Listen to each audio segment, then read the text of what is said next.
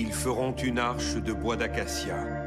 Sa longueur sera de 2 coudées et demie, sa largeur d'1 coudée et demie, et sa hauteur d'1 coudée et demie. Tu la couvriras d'or pur, tu la couvriras en dedans et en dehors, et tu y feras une bordure d'or tout autour. Tu mettras dans l'arche le témoignage que je te donnerai. Exode 25, 10, 11 et 16.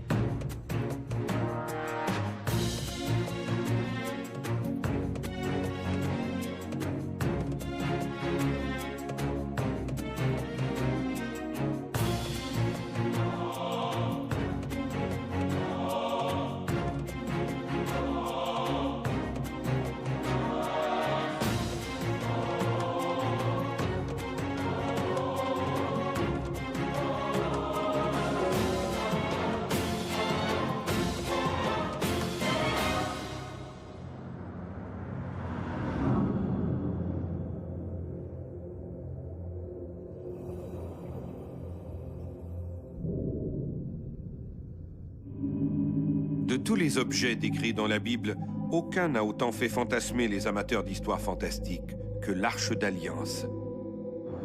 Ce coffre recouvert d'or pour contenir les tables de la loi. Qu'était l'Arche d'Alliance? L'Arche d'Alliance était un coffre de bois recouvert d'or qui avait été fabriqué dans le Sinaï lors de l'exode des Juifs pour contenir les tables de la loi. Le mot en hébreu, c'est Aaron, qui veut dire, dans le fond, c'est coffret. Et dans lequel on peut mettre quelque chose. Parce que dans cette arche d'alliance, il y avait les tables de la loi, mais il y avait aussi le sceptre fleuri d'Aaron.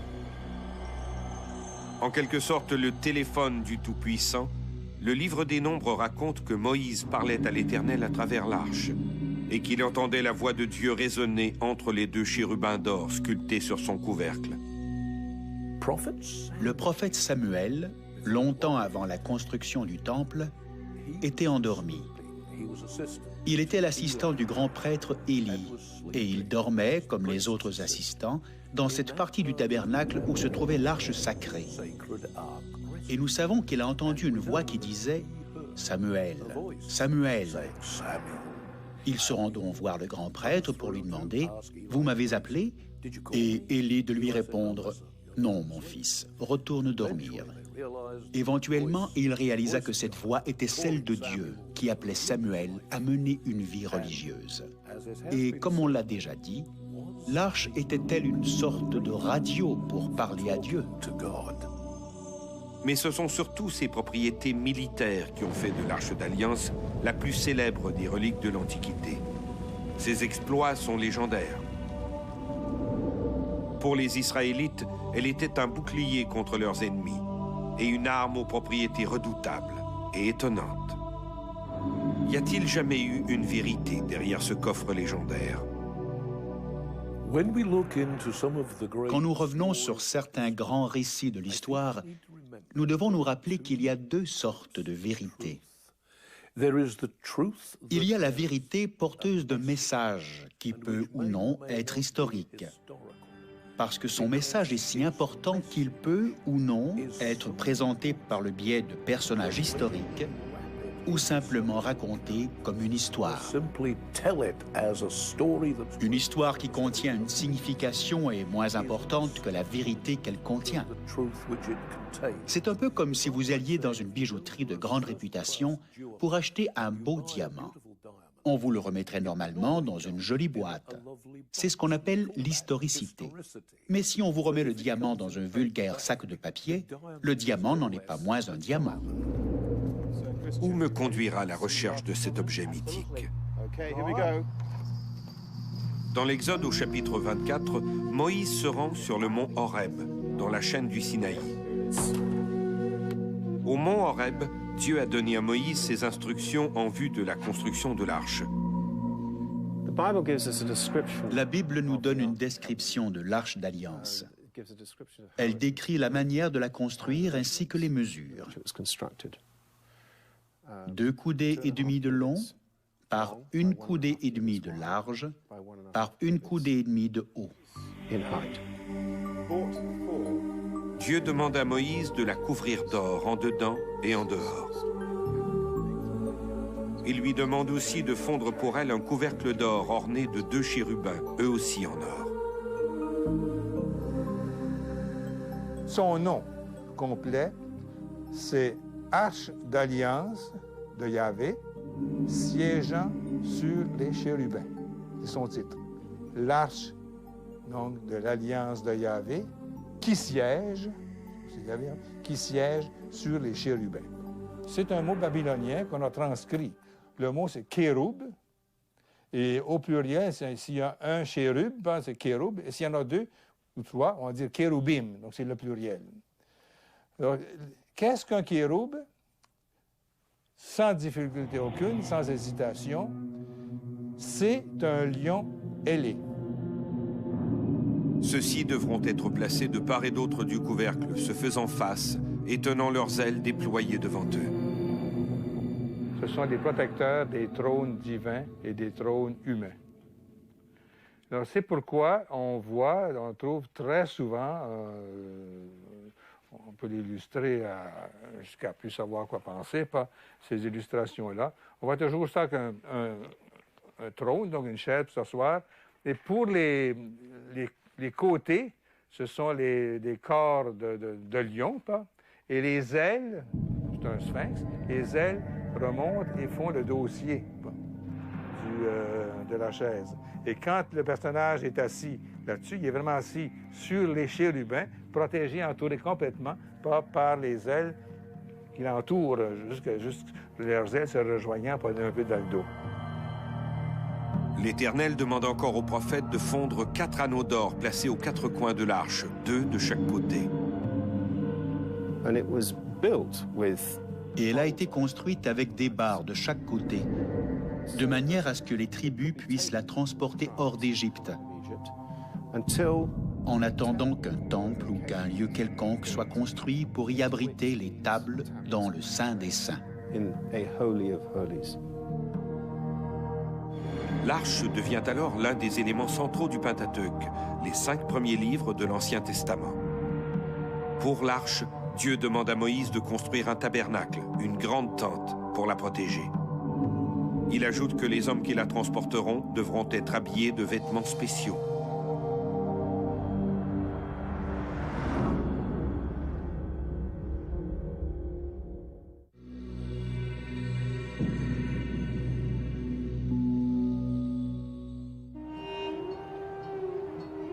Dans l'Exode, il est dit que l'arche est le lieu où réside la gloire de l'Éternel et que là où elle se déplace, elle est accompagnée d'une nuée céleste semblable à du feu.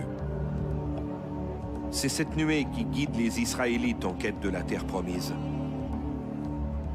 L'éclat de l'arche est d'ailleurs si aveuglant que Dieu recommande à Moïse de la recouvrir d'un voile pour s'en protéger. L'objet lui-même semble d'ailleurs nimbé d'un pouvoir de destruction. J'ai la certitude qu'un objet doté d'une grande puissance a bel et bien existé à une certaine époque et que, possiblement, il est toujours là. Je crois également qu'il peut bien avoir aucun rapport avec le Dieu d'amour qui est le Père de Jésus. Ça peut fort bien être un objet créé par un brillant technicien égyptien, maître du trucage et de l'illusion. Dans le 2e livre de Samuel, on rapporte un incident pour le moins révélateur. Alors que l'arche est transportée sur un char tiré par des bœufs, l'un des Israélites, un certain Uza, tend la main pour empêcher l'arche de pencher. Il est aussitôt foudroyé par le pouvoir divin.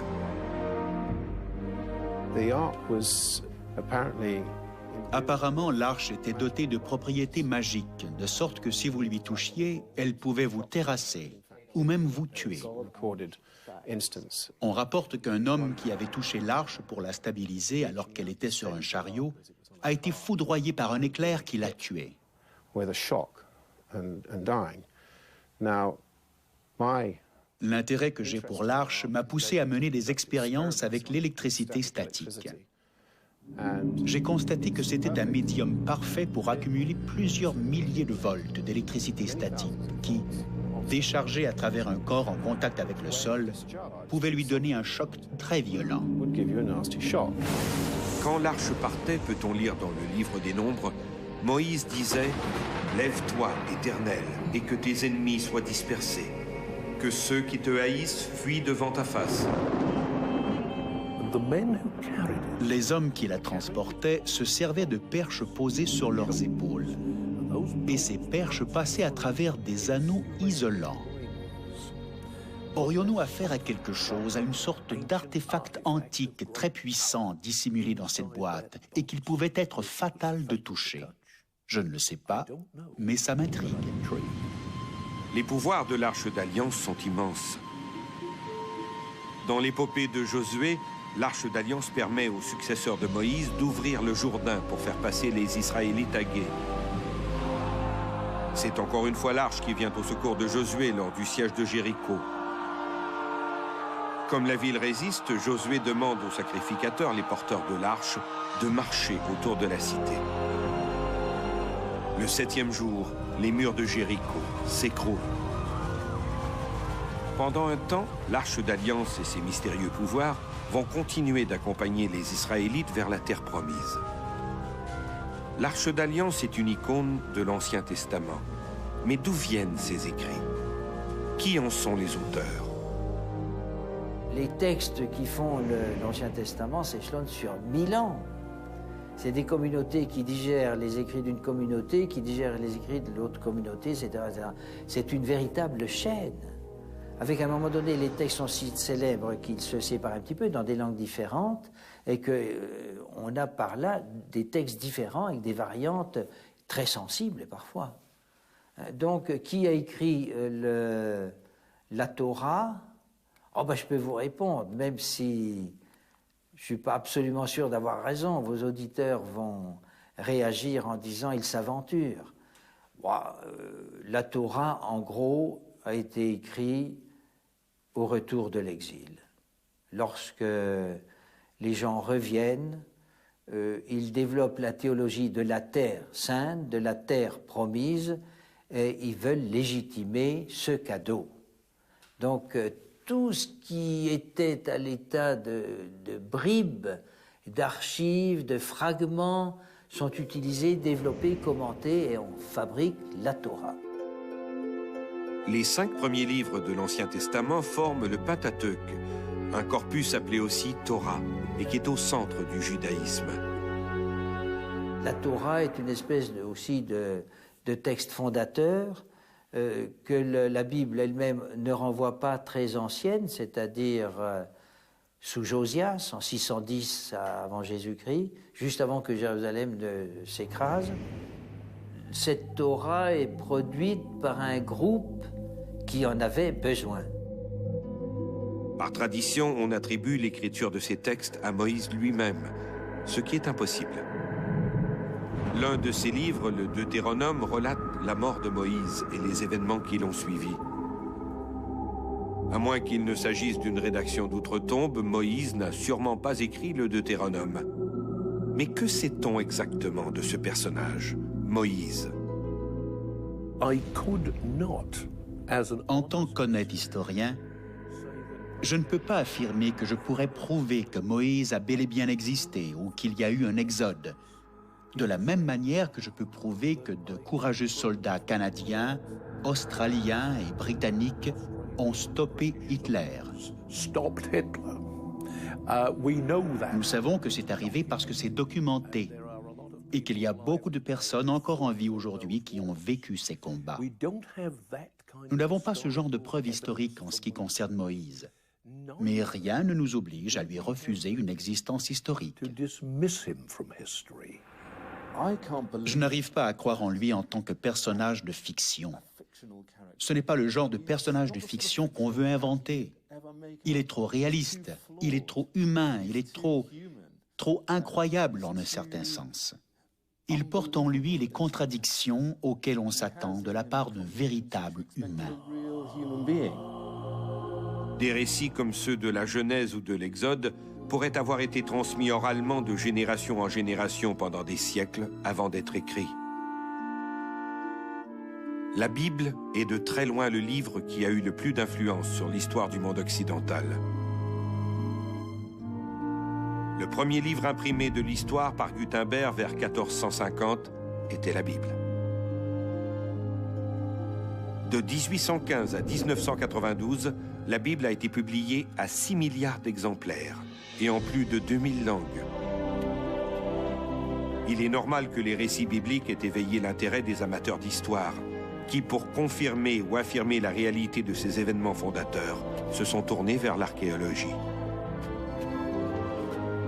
Ils ont hélas déterré plus de questions que de réponses. Nous n'avons aucune preuve de l'Exode.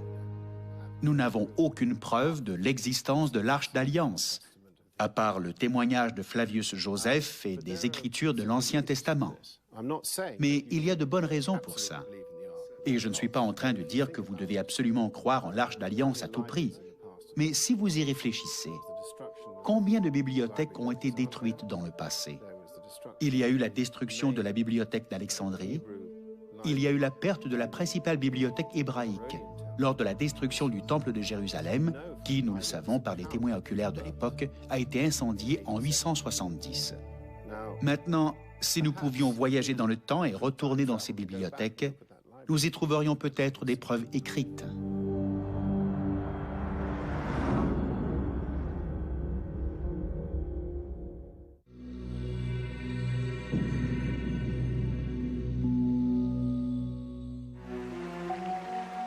L'Exode raconte l'histoire de Moïse, de sa naissance en Égypte jusqu'à ses 40 ans d'errance dans le désert. Cet épisode de l'Ancien Testament est sans doute celui qui a le plus été questionné par les historiens. Moïse a-t-il vraiment libéré les Hébreux de l'esclavage du Pharaon? Pour moi, l'Exode est un des textes les plus formidables de l'histoire de l'humanité. Pourquoi? Pas tellement à cause des Juifs. Vous me direz qu'on est au jour de Pâques aujourd'hui pour les Juifs et qu'ils célèbrent justement la sortie d'Égypte, la libération, la formation du peuple, etc. En fait, le texte est important parce qu'il est le texte fondateur de la libération des hommes, de tous les peuples opprimés, de tous les esclaves. Et c'est ça qui est intéressant. En fait, si on fait un peu d'histoire, mais c'est difficile, hein, la bobine de fil, on tire les fils puis ça se casse. En fait, l'histoire, qu'est-ce que c'est que ces Juifs esclaves en Égypte qui construisent historiquement on ne peut pas croire qu'ils ont construit les pyramides. On ne voit pas des Juifs construire, c'est trop vieux, c'est trop ancien, mais non, il faut voir toutes ces histoires post-exiliques. Donc, les esclaves en Égypte, on le sait, ce sont les Ptolémées, les Grecs d'Égypte, qui viennent chercher des esclaves partout tout autour, et particuliers en Judée, juifs, qui sont en complète déconfiture à ce moment-là, au 6e, 5e siècle, même plus tard, au 4e siècle, 3e siècle, ce sont ces potentats grecs d'Égypte qui veulent construire Alexandrie. Là, il y a des esclaves qui construisent. Et en fait, ces gens-là, juifs, esclaves, émancipés, libérés, vont créer la communauté juive la plus célèbre du monde, à l'ombre de la bibliothèque, et ce sera la société juive la plus intellectuelle, et comme par hasard, ils produisent la Bible grecque, la Septante, qui est justement la Bible des Bibles. Moïse a-t-il franchi à gué la mer Rouge? Cette période dite de la 19e dynastie est bien connue des égyptologues. Des fouilles archéologiques ont mis à jour d'importants vestiges de cette période. Mais rien ne mentionne Moïse ou la fuite des centaines de milliers d'Hébreux à travers la mer Rouge. Un silence plutôt troublant. Certains des événements de l'Exode, comme les plaies d'Égypte et la destruction des armées du Pharaon englouties dans la mer Rouge, auraient pourtant dû faire l'objet d'une mention dans les chroniques égyptiennes. One of the theories Une des théories que j'ai derrière la tête, c'est pourquoi Pharaon, après avoir accepté que Moïse puisse conduire son peuple vers la liberté, a-t-il soudainement changé d'idée et envoyé la crème de la cavalerie égyptienne pour le ramener. Et j'oserais suggérer ceci. Moïse n'a pas fait construire l'arche, tel qu'on le décrit dans les récits bibliques. Éduqué comme un prince égyptien, il connaissait l'arche. Il connaissait son pouvoir et il l'a emporté avec lui. Et quand Pharaon a découvert que sa formidable, sa très puissante, sa très précieuse arche était disparue, il est devenu fou furieux et a ordonné au général de sa cavalerie « Ramenez-la-moi à n'importe quel prix ». Et ce prix fut la mort de la fine fleur de l'armée égyptienne. Dans l'Exode, Moïse rencontre Dieu sur l'Horeb, dans la chaîne du Sinaï. Le Sinaï est une péninsule égyptienne d'environ 60 000 km², de forme triangulaire, bordée au nord par la mer Méditerranée et au sud par la mer Rouge. Le sud de cette péninsule est très montagneux. C'est là que la tradition situe le mont Horeb. Toute la région de l'Horeb a fait l'objet de recherches archéologiques. Les scientifiques ont trouvé des artefacts qui prouvent que l'endroit était déjà habité à l'époque néolithique. En revanche, ils n'ont rien trouvé à l'appui d'un exode de masse, ni d'une occupation importante. Au mieux, des poteries et des sculptures indiquent que ces montagnes ont peut-être déjà abrité de petites communautés qui se livraient à des cultes religieux. Si le Moïse biblique est peu vraisemblable, les historiens croient que sa légende a probablement été inspirée par un personnage bien réel, sans doute un chef de clan, issu de la tribu de Lévi, une communauté qui résidait à l'extrême sud de la terre de Canaan, la terre promise des Israélites. Lorsqu'on fouille le sol de Canaan, on observe quelque chose de très intéressant.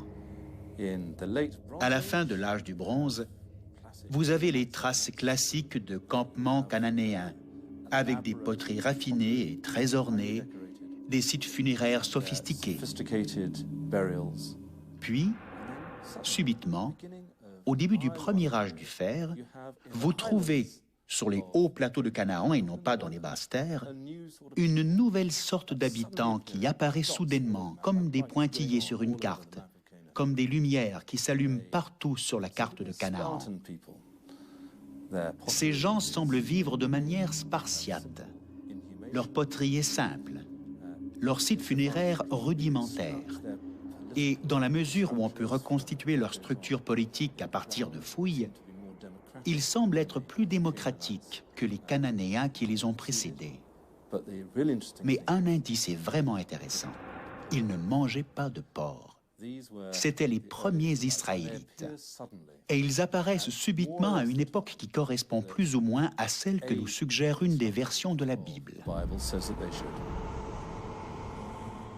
Ce Moïse historique aurait probablement vécu aux alentours du XIIIe siècle avant Jésus-Christ. Nous n'avons pas de preuves concrètes de l'existence de Moïse, pas plus que nous n'avons de preuves de l'existence de l'arche. Nous n'avons que des descriptions et la tradition. Au sud de Jérusalem, les Palestiniens ont un tombeau pour Moïse, qui est très ancien et très vénéré. Et bien sûr, il est le personnage pivot de l'Ancien Testament. 600 ans de tradition orale auront fini par transformer ce Moïse historique en un Moïse plus grand que nature, l'élu et le messager de Dieu. Dans l'Exode, la description de l'arche s'apparente aussi étrangement à ces coffres retrouvés dans certains tombeaux égyptiens, notamment dans celui du jeune pharaon Toutankhamon, découvert en 1922 dans la vallée des rois. Cette ressemblance traduit une indéniable influence égyptienne sur le ou les auteurs de l'Exode.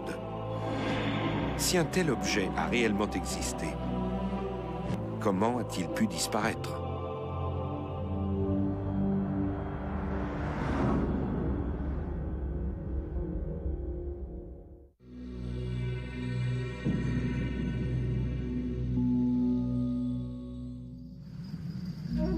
Me voilà à nouveau à Jérusalem, la terre promise où l'arche fut apportée par le peuple élu.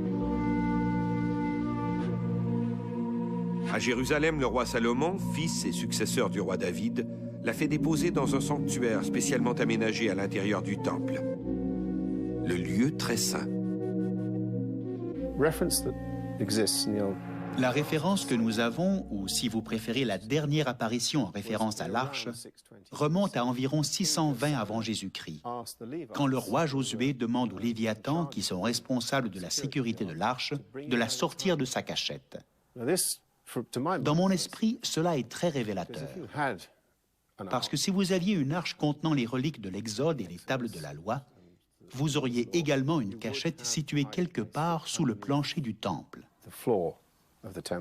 En 620, le roi Josué demande aux Léviathans de la sortir de sa cachette et de l'exhiber pour rassurer son peuple sur l'existence de la loi et l'existence de la tradition.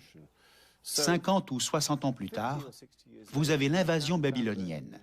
Or, ils ne font aucune mention de l'arche. Et les Babyloniens étaient d'excellents chroniqueurs. Mais dans la liste du butin qu'ils rapportent à Babylone, on ne retrouve aucune mention de l'arche d'alliance. Dès lors, on peut présumer qu'elle était si bien cachée qu'ils ne l'ont pas trouvée.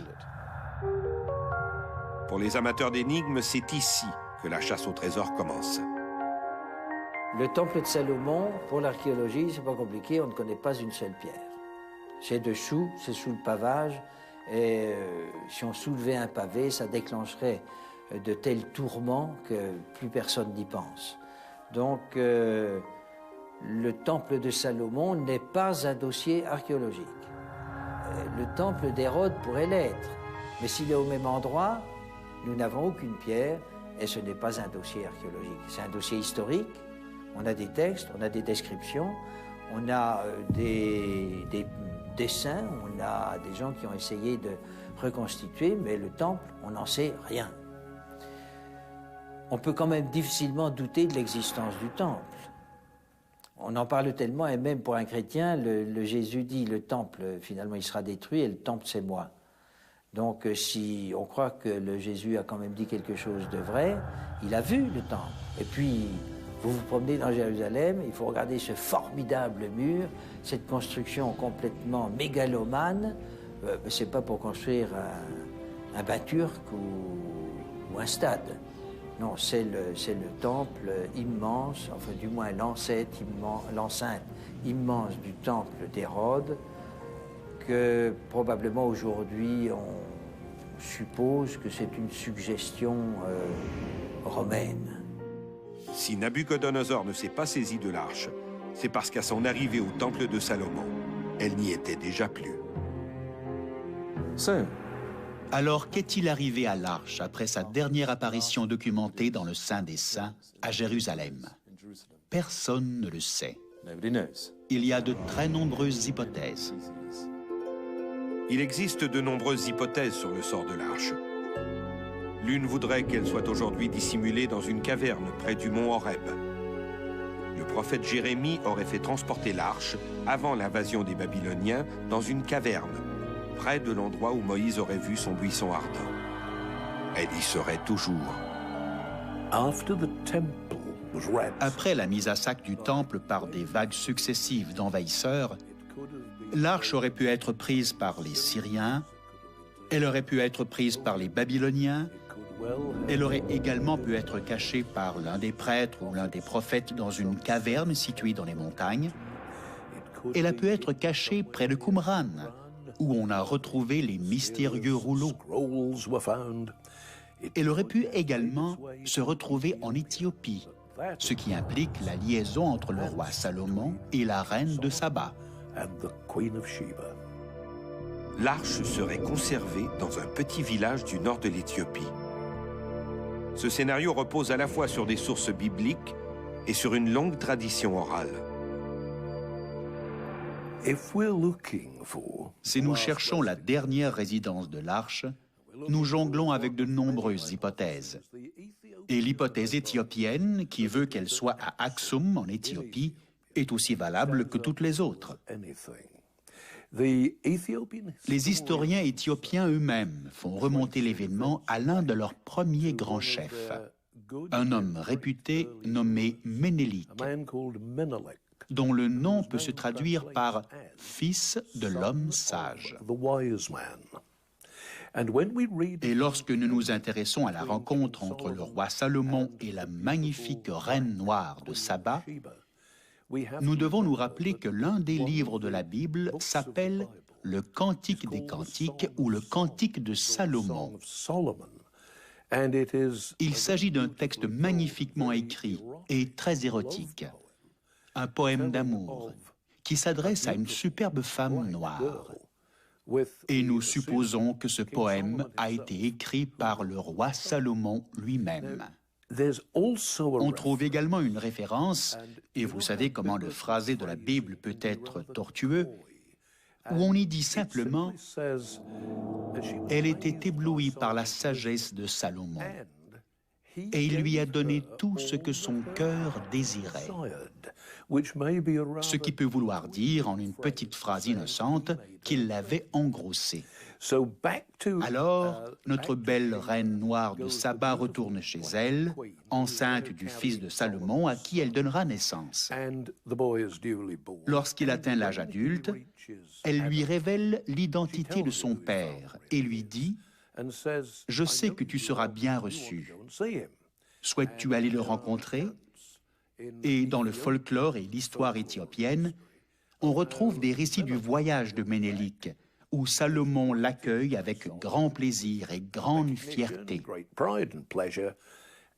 Quand il repart, il se voit offrir l'arche, par mesure de sécurité, parce que Salomon croit que ses ennemis se rassemblent autour de Jérusalem, et qu'il estime que l'arche sera davantage en sécurité auprès de son fils et de sa mère, dans le puissant royaume de Saba.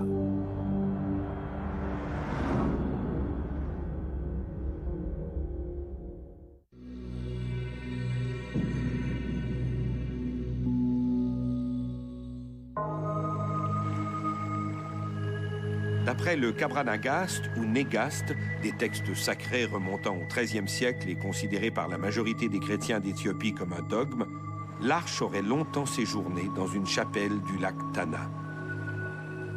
La précieuse relique serait aujourd'hui gardée dans la petite église de Sainte-Marie de Sion, à Aksum.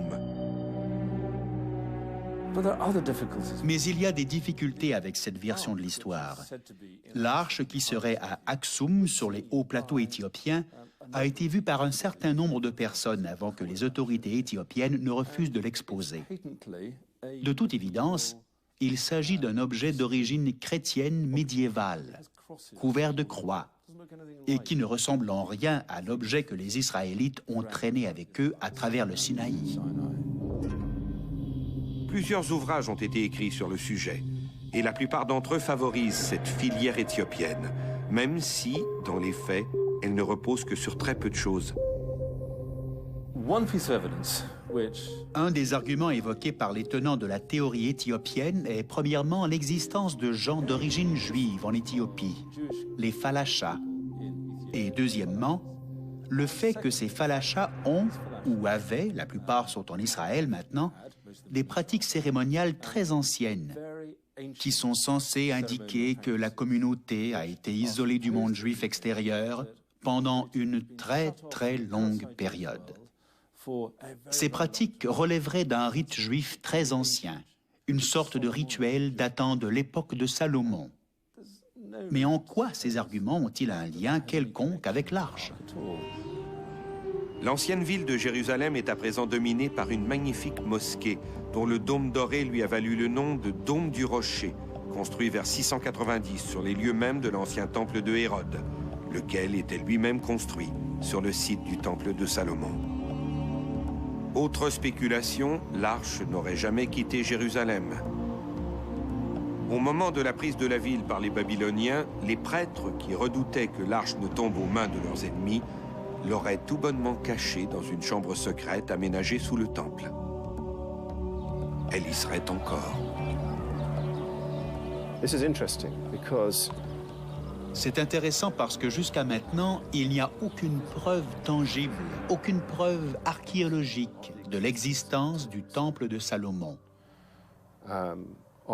D'autre part, il est impossible de faire des fouilles sur la montagne du temple, parce que c'est un site tellement sacré, à la fois pour l'islam et le judaïsme. En conséquence, l'existence d'un temple est très importante dans tout ça. Sans temple, vous n'avez pas l'histoire de l'Arche. Alors tout dépend de ce que vous voulez chercher en premier. Nous savons toutefois, à la lumière de travaux menés au XIXe siècle, qu'il existe sous la mosquée un ensemble de tunnels et de chambres souterraines qui, encore à ce jour, n'ont jamais été explorés.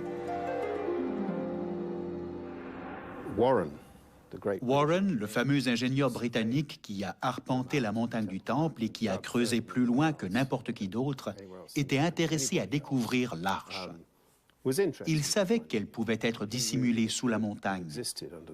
Mais le site est si vaste et si difficile à fouiller que même s'il avait la permission de creuser, il n'a rien trouvé de concluant, même s'il a découvert plusieurs chambres et de nombreux tunnels. Alors ma théorie, mon intuition, c'est que si l'Arche est quelque part, elle est là. Le site du Dôme du Rocher est également l'endroit où au XIIe siècle étaient cantonnés les chevaliers du Temple, un ordre à la fois militaire et religieux. Durant leur occupation du Temple, d'où leur nom d'ailleurs de chevaliers du Temple, ces moines soldats, devenus mythiques au fil des siècles, auraient découvert des trésors cachés, dont la fabuleuse Arche d'Alliance. En catimini, ils l'auraient fait sortir d'Israël pour la rapporter en Europe, où ils l'auraient dissimulée de nouveau.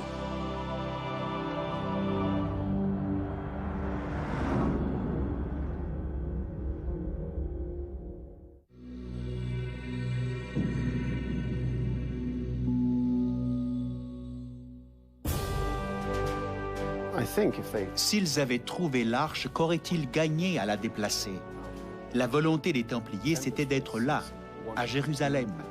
Ils s'appelaient les pauvres chevaliers du Temple de Salomon.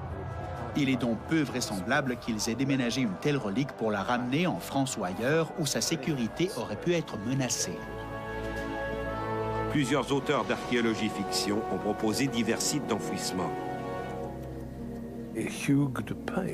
Hugues de Payan et les 8 autres Templiers se sont mis à creuser. Cherchaient-ils à trouver l'Arche pour la ramener dans un lieu encore plus sûr, à Chartres? Sur l'un des piliers de la cathédrale de Chartres en France, un ancien haut-lieu templier, on retrouve une sculpture représentant l'Arche d'Alliance sur des roues. À quelques mètres de là, dans l'ornement d'un portail, on peut voir aussi une sculpture de la reine de Saba. La présence de ces deux éléments bibliques à Chartres a fait dire à certains que l'Arche d'Alliance aurait été dissimulée sous les fondations de la cathédrale, dont l'érection remonte au XIe siècle. Peut-être. Les Templiers auraient très bien pu rapporter l'Arche en France. Si nous étudions la cathédrale de Chartres, les nombreuses sculptures contenant des messages codés et truffées de symboles sont très lourdement influencées par la pensée des Templiers, ou ce que nous appelons le secret des Templiers. Et s'ils avaient décidé de placer cette précieuse relique dans l'endroit le plus sûr possible, comment auraient-ils pu imaginer meilleur endroit que sous une magnifique cathédrale où résident des hommes vertueux qui montent la garde nuit et jour? On ne peut trouver plus sûr en termes de gardiens fidèles et dévoués. À moins que les Templiers l'aient apporté ailleurs. Le pouvoir des Templiers, et là encore, si nous lions le code des Templiers à celui du roi Arthur, les chevaliers arthuriens poursuivaient toutes sortes de quêtes qu'on décrit sous le terme de Graal. Et il n'y a aucune raison de ne pas accepter qu'ils aient également été à la quête de l'Arche. Dans son livre The Templars and the Ark of the Covenant, l'auteur anglais Graham Phillips soutient que les Templiers auraient rapporté l'arche en Grande-Bretagne, où ils l'auraient secrètement dissimulée dans un champ entre Banbury et Coventry, dans les Midlands anglaises. On a aussi prétendu que l'arche était dissimulée sous la chapelle Rosslyn, près d'Édimbourg. Là encore, ce sont les Templiers qui l'auraient apportée en Écosse, où, par l'entremise des francs-maçons, elle aurait été enfermée dans une voûte secrète. La chapelle de Rosslyn étant un haut lieu de l'ésotérisme, c'est là d'ailleurs que s'achève l'aventure du Code da Vinci, l'arche y serait tout à fait à sa place. Pourquoi pas? Et la liste s'allonge. Je crois que si l'arche a survécu à la conquête babylonienne, elle est probablement cachée, si elle existe toujours, quelque part à Jérusalem. Durant la guerre des 6 jours, en 67, les Israéliens ont pénétré dans Jérusalem-Est, encore une fois jusqu'au mur ouest, et ils ont mené des fouilles non autorisées sous la montagne du Temple. Les rabbins qui supervisaient ces excavations prétendaient, en se référant aux textes rabbiniques, qu'ils savaient exactement où trouver l'arche.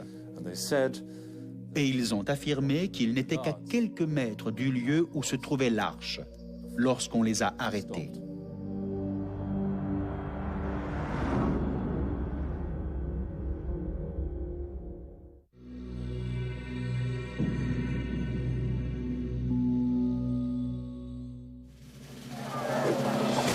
Les aventures d'Indiana Jones ont fait de l'Arche d'Alliance la plus célèbre des reliques saintes.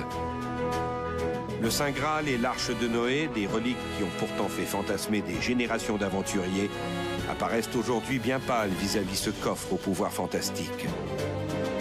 Depuis le film Les Aventuriers de l'Arche perdue, il ne s'est pratiquement pas écoulé une année sans que ne soit publiée une nouvelle hypothèse concernant le sort de l'Arche d'Alliance. Maintenant, si nous regardons l'autre côté de l'histoire et que nous acceptons la valeur du récit biblique, nous concluons alors que Moïse a vécu une expérience religieuse, une expérience profonde et dramatique sur le mont Sinaï.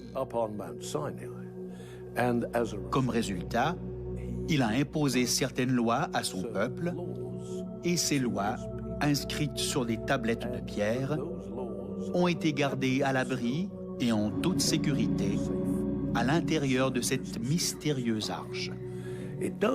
Sans nous tourner vers ces histoires de fiction follement romantiques du genre Les Aventuriers de l'Arche perdue ou autres films, il semble bien que l'objet lui-même, en tant que tel, ait été doté d'une grande puissance.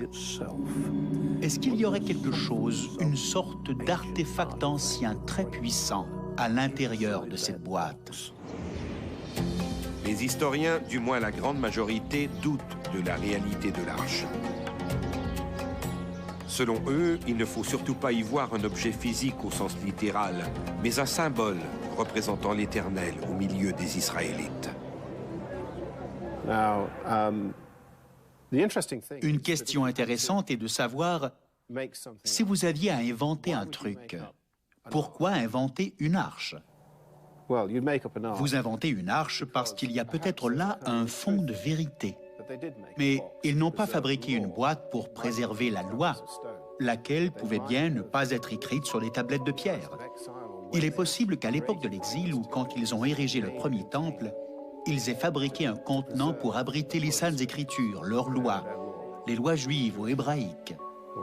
Ce faisant, ils auraient par là même inventé l'arche. Nous n'en savons rien. Mais imaginons un instant qu'un tel objet ait réellement existé. Qu'en ferions-nous? Si le passé est garant de l'avenir, souhaitons qu'elle ne soit jamais retrouvée.